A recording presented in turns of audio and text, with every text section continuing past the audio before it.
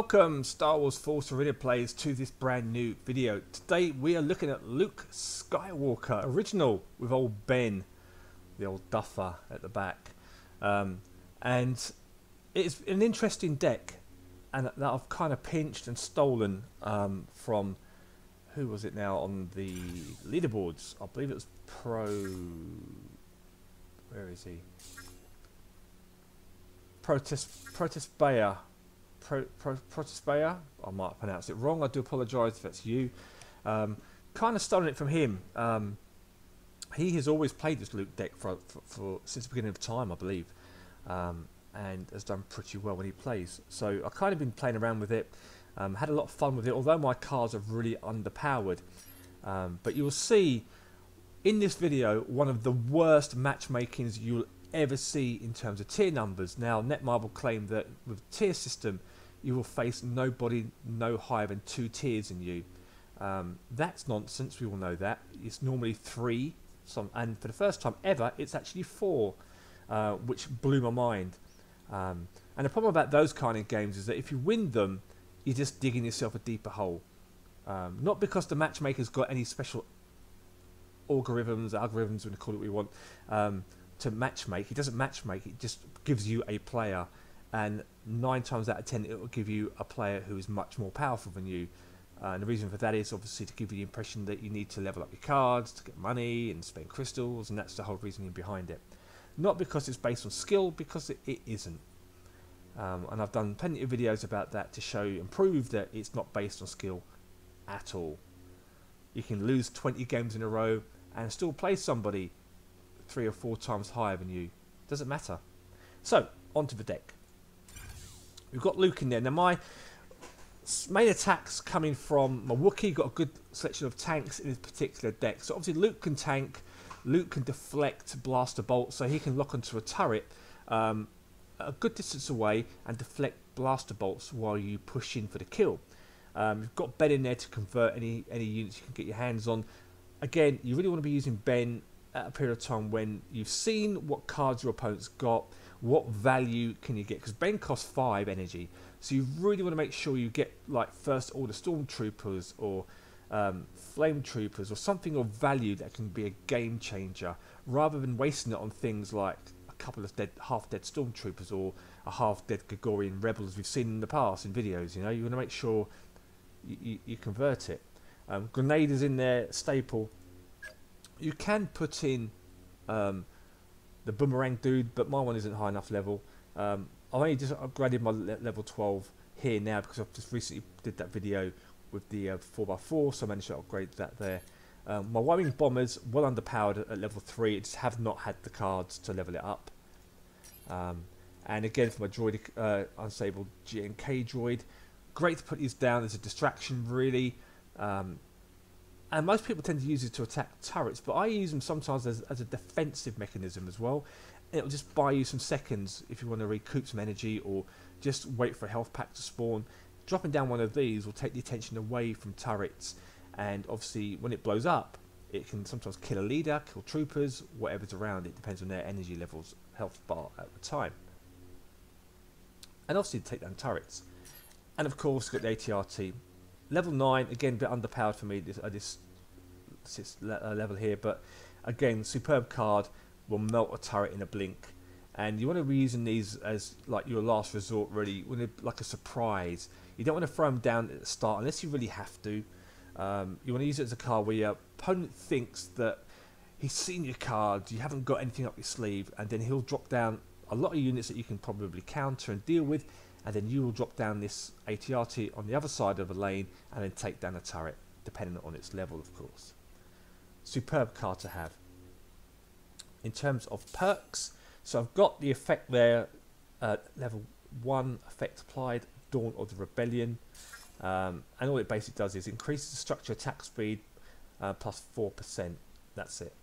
I know, whoopee-doo.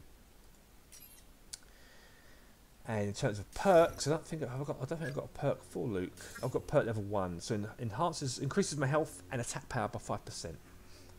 And the next one is 35%. That's a big damage change, that is.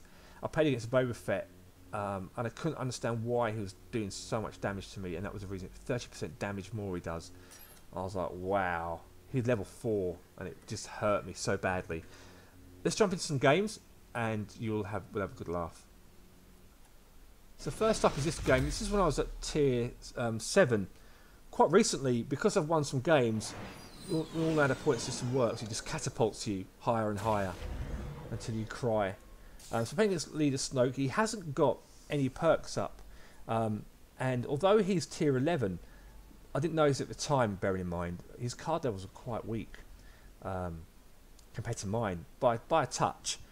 Our rare cards are almost on par, epics were about the same, but commons, I had the upper hand just by 1.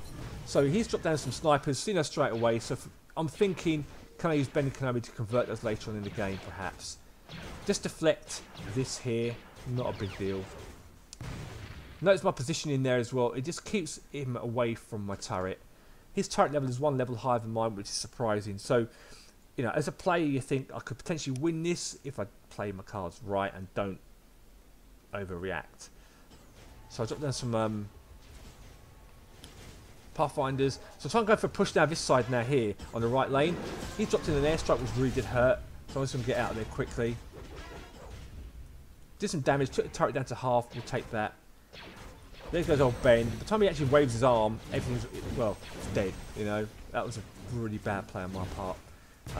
But still, it cost him 5 energy. And we'll take it, and it protected my turret. Old Ben just dies as usual. Achoo! I'm dead. Just kill these. They do a lot of damage. Pick up my health pack. Drop down a gunk droid. Snoke's determined to push me on this side of on the lane, which is fine by me. So I predominantly push down some units here, and then focus attacking here to get the win. He's now dropped down an 80 ST Walker. So I want to get in there quickly, get his turret down. But then he uses this special and freezes me twice, and I'm absolutely blown to pieces there, dead. But the turret does go down. Gunk droid carrying on as normal. He plops down some riot troopers. I am probably going to surrender this turret, because I won't have much choice about it. Notice the damage there for the explosion from the gunk droid. Deals damage to the turret and kills those riot troopers. Another one. This again to keep everything focused. That turret's going to be gone. So I've dropped down some units up the high level. I've converted his heavy gunners, and I'm now going to melt this middle turret. See, it's quite tempting to put units down here to defend, but if the turret's lost, there isn't always a point.